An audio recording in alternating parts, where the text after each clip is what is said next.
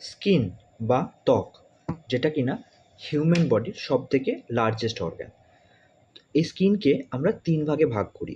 প্রথমে একদম outer most, সেটা হচ্ছে এপিডার্মিস, মিডিল হচ্ছে ডার্মিস এবং সবথেকে ইনার মোস্ট যেটা হচ্ছে হাইপোডার্মিস, বা যেটাকে আমরা বলি সাবকিউটেনিয়াস লেয়ার, যেখানে সাবকিউটেনিয়াস টিস্যু থাকে। তো এই স্কিন একটা প্রচণ্ড গুরুত্বপূর্ণ অর্গান হিউম্যান বডির, যেটা কিনা আমাদের বডিকে বাইরে থেকে প্রোটেক্ট করে। আর এটা সম্পূর্ণ ওয়াটারপ্রুফ এবং বাইরের নর্মাল প্রাইমারি যে প্রোটেকশন দেয় সেটা কিন্তু স্কিন করে থাকে।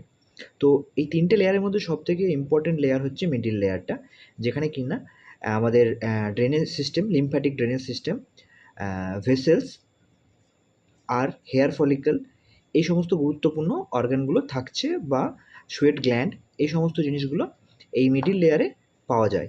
ওকে।